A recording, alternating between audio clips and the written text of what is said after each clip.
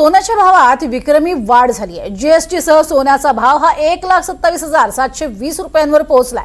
सोन्याच्या भावात अजूनही वाढ होण्याची शक्यता आहे। त्यामुळे सोनं खरेदी करण्यासाठी दिवाळीपूर्वीच ग्राहकांनी प्राधान्य दिलंय।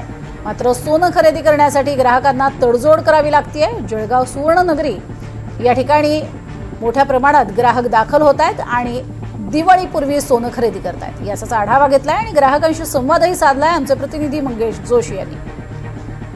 दिवाळीपूर्वी सोन्या चांदीच्या दराने विक्रमी दर गाठला आहे।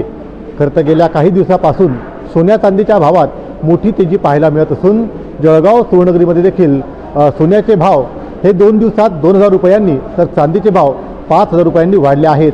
आपल्यासोबत जळगाव सुवर्णनगरीमधील सोन्याचे व्यापारी सुनीलजी बापना सर आहेत।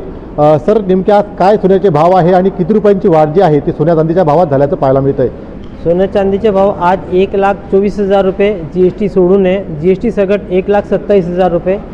चांदीचे भाव 1,74,000 रुपये आणि जीएसटी जोडून जवळजवळ 1,80,000 रुपये जवळजवळ भाव आहे।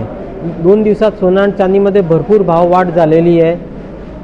खरं तर नेमकं आता हे भाववाढीचे कारण काय आहे? कारण एकीकडे दिवाळी सण आहे तर दुसरीकडे मात्र आंतरराष्ट्रीय घडामोडींचा मोठा परिणाम सोन्यावरती असल्याचं बोललं जात आहे।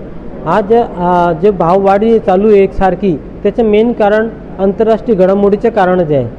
आता डोनाल्ड ट्रम्प अमेरिकेच्या राष्ट्रपतीने चायनावरती टेरिफ लावला 100%, त्याचा पण परिणाम हा असं वाटतं। नक्कीच आपण बघतोय की ज्या पद्धतीने खरं तर जागतिक घडामोडींचा परिणाम जो आहे हा सोन्या चांदीच्या भावावरती पाहायला मिळत असून परिणामी दिवाळीपूर्वीच भारतीय बाजारपेठेमध्ये मात्र सोन्या चांदीच्या दराने विक्रमी दर गाठल्याचं पाहायला मिळते आहे। त्यामुळे कुठेतरी ग्राहकांची चिंता जरी वाढली असली तरी मात्र दिवाळी सण साध्य करण्यासाठी जळगाव सुवर्णनगरीमध्ये जे आहे ग्राहकांचा मोठा प्रतिसाद जो आहे सोनी खरेदी करण्यासाठी पाहायला मिळतो। तर दिवाळी सणापूर्वी धनतेरस असेल, लक्ष्मीपूजन असेल, या दिवशी देखील मोठ्या प्रमाणात ग्राहक जे आहे ते खरं तर सोनं खरेदी करतात। मात्र अजून जर सोन्याचे भाव वाढले तर ग्राहकांनी सोनं तरी कसं खरेदी करावं असा प्रश्न देखील ग्राहकांकडून उपस्थित केला जात आहे। मंगेश जोशी, NDTV मराठी, जळगाव।